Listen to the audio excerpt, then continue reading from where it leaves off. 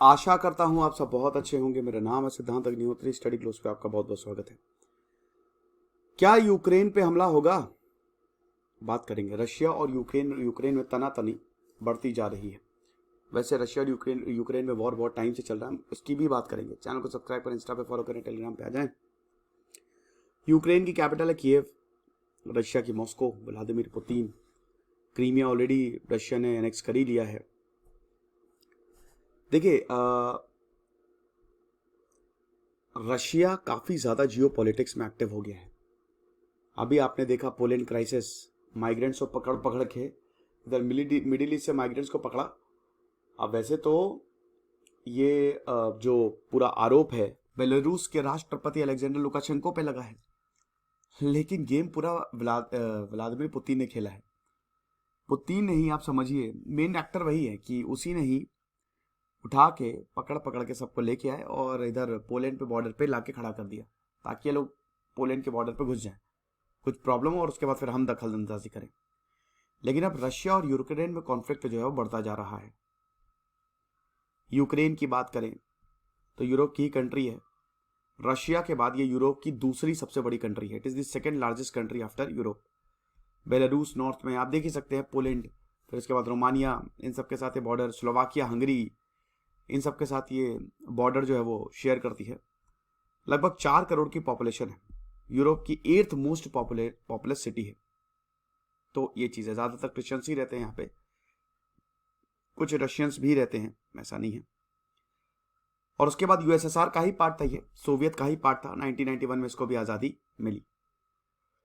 तो अभी 2014 से यूक्रेन और रशिया में काफ़ी ज़्यादा तनातनी है। वैसे बहुत पहले से, जब से ये आज़ाद हुआ है 1991 से। लेकिन ये जो कॉन्फ्लिक्ट शुरू हुआ फरवरी 2014 में, क्रीमिया और डॉनबास, जबरदस्ती जब रशिया ने क्रीमिया पे एनेक्स कर लिया तो दिक्कत हुई। और अभी तक कुछ इसका निकला नहीं है, स्टेलमेट है हालांकि। लेकिन रशिया जो है यूक्रेन के काफी एरियाज को कब्जे में किए हुए है, और जिनको नहीं भी किया हुआ वहां पे इनका डोमिनेंस है। तो इसमें डायरेक्ट रशिया फेडरेशन और ये दोनों इन्वॉल्व हैं। अब ये शुरू कैसे हुआ, जब तक आप इसको नहीं समझेंगे तब तक मजा नहीं आएगी। 1 मार्च 2014 रशियन फेडरेशन ने एक रेजोल्यूशन पास किया कि हम यूक्रेन को ऑक्यूपाई करेंगे, military force in the territory of Ukraine. जब यूक्रेन को कब्जा करने पर वक्त आ गया है। इस रेजोल्यूशन को, मतलब क्रीमिया, यूक्रेन का जो पार्ट है क्रीमिया, पूरे यूक्रेन पे नहीं, इस रेजोल्यूशन को अडॉप्ट किया। और उसके बाद operation on returning of Crimea शुरू होता है। रशिया ने क्रीमिया को बहुत जल्दी एनेक्स कर लिया, जीत लिया। हर जगह इसका क्रिटिसिज्म हुआ, पूरी दुनिया में इसका क्रिटिसिज्म हुआ। क्रीमियन पार्लियामेंट ने बोला कि भाई ऐसा कैसे हो सकता है, ये रशियन लिटिल ग्रीन मैन, ये ऑटोनोमस रिपब्लिक है। क्रीमिया जो है, देखिए,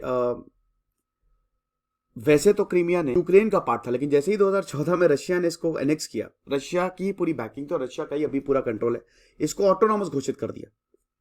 नहीं नहीं, ये खुद ही अपना जो है वो करेगा हिसाब किताब। तो अब वही है कि फिर अप्रैल में, मार्च में ही हुआ और अप्रैल में डेमोन्स्ट्रेशंस हुए।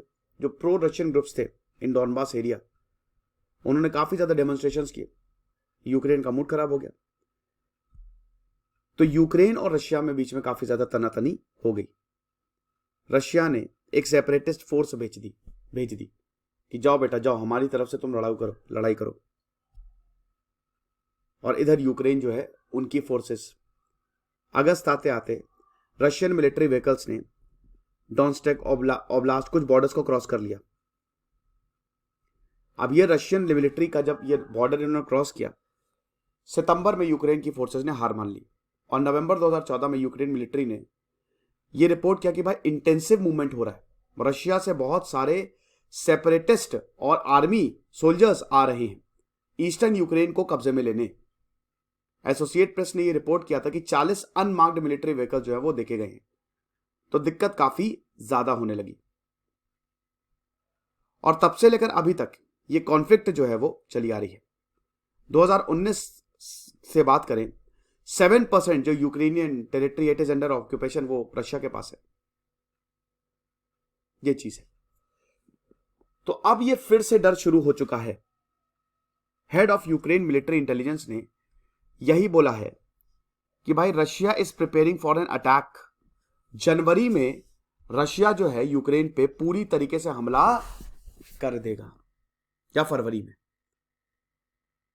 2021 में रशिया ने अपने ट्रूप्स यूक्रेन बॉर्डर्स पे लगा दिए हैं। नेटो ने यह भी बोला है कि भाई अनयूजुअल कंसंट्रेशन हो रहा है रशियन फोर्सेस का, बचना बड़ा मुश्किल है। 1 lakh Russian troops Ukraine border near Donets पे आ गए हैं। डोनेट्स जो है वो बॉर्डरिंग शहर है यूक्रेन का। सैटेलाइट इमेज से यह पता चला कि hundreds of Russian tanks, armoured vehicles near Ukraine border. ऐसा, अब इसका मतलब क्या होगा? What could this mean? Experts का यही बोला है कि रशिया एक और इन्वेजन करने वाला है। 2014 में पहले इन्वेट किया, अब फिर से करेगा। अब अमेरिका ने इसको डिक्लाइन किया है। अमेरिका का यही मानना है कि भाई देखो, जो प्रेसिडेंट व्लादिमीर पुतिन है,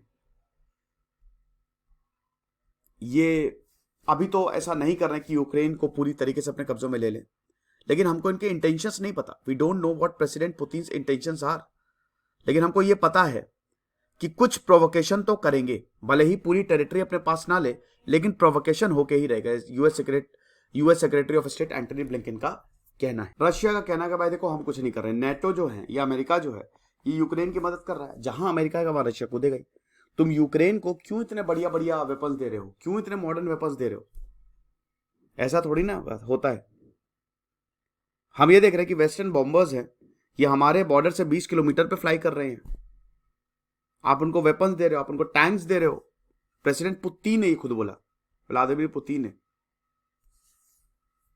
तो 7 साल हो गए कॉन्फ्लिक्ट को, अभी तक 14,000 लोगों की मौत हो चुकी है, जिसमें से 4,000 तो सिविलियंस हैं। ऊपर से माइग्रेंट क्राइसिस जो बेलारूस पे, पोलैंड में, मतलब पोलैंड और उस पर मैंने लेक्चर लिया, आप देखिएगा पोलैंड पे इतने सारे जो माइग्रेंट्स हैं जिनको व्लादिमीर पुतिन ही लेके आए हैं। इल्जाम बेलारूस, देखिए बेलारूस और रशिया की काफी साठगांठ है, दोनों ही डिक्टेटरशिप है। अलेक्जेंडर लुकाशेंको तब से 1990 से अभी तक है प्रेसिडेंट, 1991 से हटे ही नहीं। तो चोर चोर मौसेरे भाई।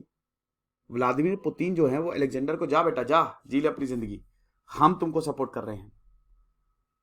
तो भर भर के ये जो मिडिल ईस्ट, सीरिया, ईरान, इधर पे जितने भी जो माइग्रेंट्स हैं उनको लाके बॉर्डर्स पे छोड़ दिया है। और इसमें दिमाग पूरा व्लादिमीर पुतिन का है, ये तो बिल्कुल तय बात है। और पोलैंड और लुधियाना में क्राइसिस हो गई है। लुधियाना में, लुधियाना बोल रहा हूं तो ये क्राइसिस वही है कि कुछ कर दे, बस कुछ गड़बड़ कर दे गोलियों से, या कुछ भी ऐसा वायलेंस हो जाए तो फिर रशिया कूदे। तो it is getting dangerous and dangerous.